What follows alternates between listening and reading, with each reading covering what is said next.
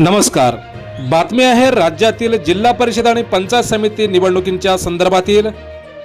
सध्या राज्यातील महानगरपालिकांच्या निवडणुकांची रणधुमाळी सुरू आहे. महानगरपालिकांच्यासाठी उद्या म्हणजेच 15 जानेवारी रोजी मतदान होणार आहे आणि 16 जानेवारीला याचा निकाल लागणार आहे.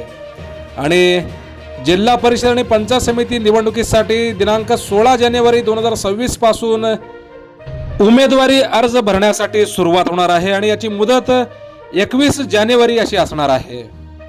आगामी जिल्हा परिषदांच्या निवडणुका राज्यातील कोणकोणत्या जिल्ह्यात होणार आहेत पाहूयात. कोकण विभागातील रायगड, रत्नागिरी आणि सिंधुदुर्ग जिल्हा परिषदेसाठी निवडणूक होणार आहे. तसेच पुणे, सांगली, सातारा, सोलापूर, कोल्हापूर आणि छत्रपती संभाजीनगर आणि परभणी, लातूर, धाराशिव या जिल्हा परिषदांसाठी ही निवडणूक होणार आहे. तर मतदानाच्या 24 तास आधी प्रचाराची सांगता होणार आहे. निवडणूक आयोगाने जारी केलेल्या जिल्हा परिषद निवडणुकीची कार्यक्रम रूपरेषा कशी असणार आहे पाहूयात. नामनिर्देशन पत्र स्वीकारणे दिनांक 16 जानेवारी 2026 ते 21 जानेवारी 2026 असा असणार आहे. नामनिर्देशन पत्राची छाननी दिनांक 22 जानेवारी 2026 असणार आहे. उमेदवारी अर्ज माघारी घेण्याची अंतिम मुदत 27 जानेवारी 2026 रोजी दुपारी 3 पर्यंत असणार आहे. अंतिम उमेदवारांची यादी व निवडणूक चिन्ह वाटप 27 जानेवारी 2026 रोजी दुपारी 3:30 नंतर होणार आहे. अंतिम उमेदवारांची यादी दिनांक 27 जानेवारी 2026 रोजी प्रसिद्ध होणार आहे.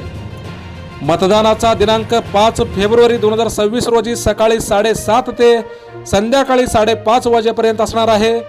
आणि या होणाऱ्या जिल्हा परिषद निवडणुकींचा निकाल मात्र दिनांक 7 फेब्रुवारी 2026 रोजी सकाळी 10 वाजल्यापासून लागणार आहे.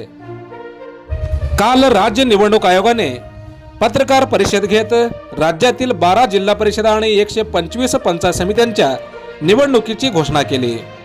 दिनांक 5 फेब्रुवारी रोजी या 12 जिल्हा परिषद आणि 125 पंचायत समित्यांसाठी मतदान होणार आहे. तर या झालेल्या निवडणुकींचा निकाल मात्र 7 फेब्रुवारी रोजी लागणार आहे.